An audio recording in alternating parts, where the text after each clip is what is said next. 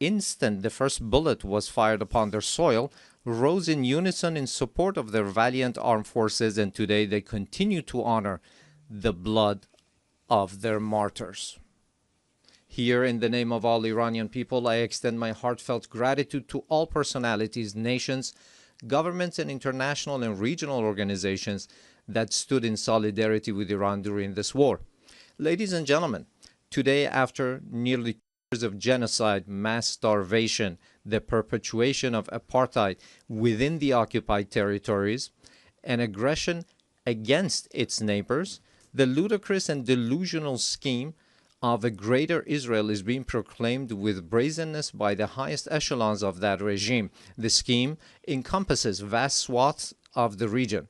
The map itself lays bare the true intentions of the Zionist regime, intentions that have, of late, been openly endorsed by its criminal prime minister. None in the world is secure from the aggressive machinations of this regime.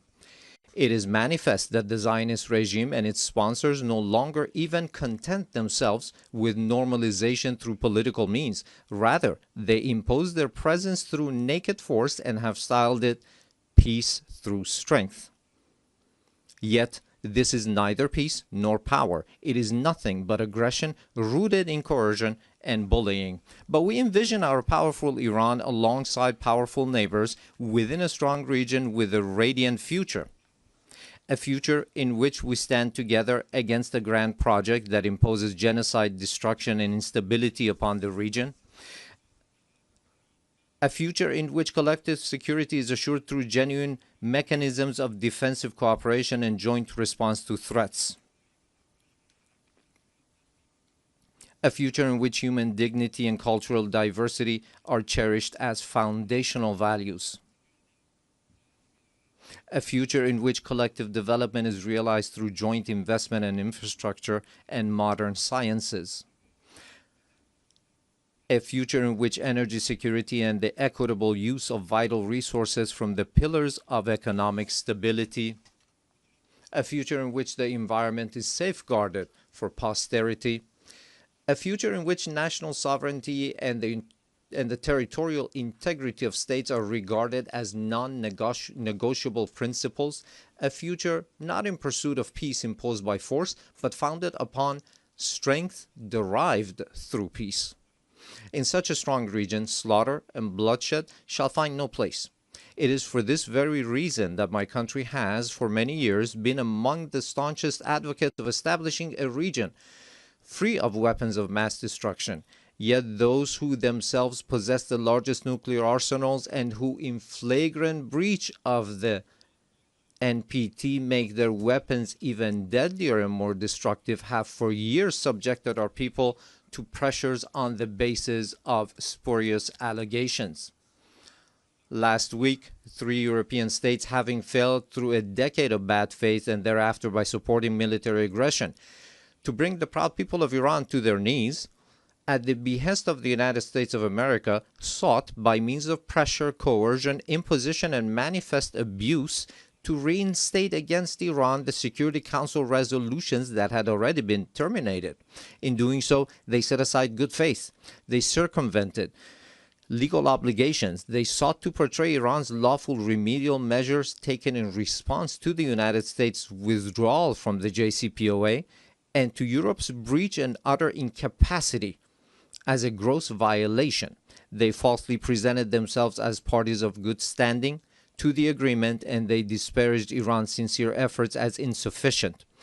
All of this was in pursuit of nothing less than the destruction of the very JCPOA, which they themselves had once held as the foremost achievement of multilateral diplomacy. This unlawful measure, which has also met the opposition of certain members of the Security Council, possesses no international legitimacy and will not garner the approbation of the international community.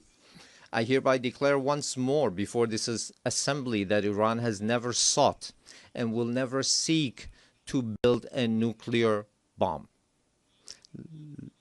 We do not seek nuclear weapons. This is our belief based on the edict issued by the supreme leader and by religious authorities. Therefore, we never sought weapons of mass destruction, nor will we ever seek them. Whereas Those who disturb the peace and stability in the region lies in Israel, but Iran is the one that is being punished for those actions. There is a poem that roughly says something to the effect that someone in one side of the world does something to disturb the peace and someone else is punished for those actions. Ladies and gentlemen, the Islamic Republic of Iran welcomes peace and stability. We believe that the future of our region and of the world must be built upon cooperation, trust, and shared development. In this framework, Iran supports the peace process between the Republic of Azerbaijan and the Republic of Armenia and hopes that its outcome shall be enduring and serve as a foundation for improved relations between these two neighboring states. Iran also hopes that the efforts to bring an end to the war in Ukraine may result in a just and lasting agreement between Russia and Ukraine and bring solace to the human suffering caused by this crisis. Iran welcomes the defensive pact between the two brotherly Muslim countries, the Kingdom of Saudi Arabia and the Islamic Republic of Pakistan, as a beginning for a comprehensive regional security system with the cooperation of the Muslim states of West Asia in the political, security, and defense domains. Finally, Iran condemns the criminal aggression of the Israeli regime against Qatar, which resulted in the martyrdom of a number of Palestinian and Qatari nationals, and declares its support and solidarity with the government and people of Qatar. Ladies and gentlemen, true security is not achieved through force, but through confidence building, mutual respect, regional convergence, and multilateralism grounded in international laws. Based on this foundation, a call upon all to practice listening to one another instead of raising voices, to re-examine the intellectual premises of polarization and political violence, which today ensnares not only the international community, but also renders societies internally with tension and turmoil. To uphold as the common denominator of all beliefs and cultures the principles that whatever we do not approve for ourselves, we should not impose upon others, instead of distorting concepts and narratives with biased interpretations. To restore and rehabilitate the credibility of international laws, institutions, and mechanisms, and to commit to the establishment of a regional system of security and cooperation in West Asia. Ladies and gentlemen, we Iranians have extended our power in the world not by producing and employing nuclear weapons, nor by the slaughter of hundreds of thousands in the 20th century, nor by genocide and the imposition of starvation upon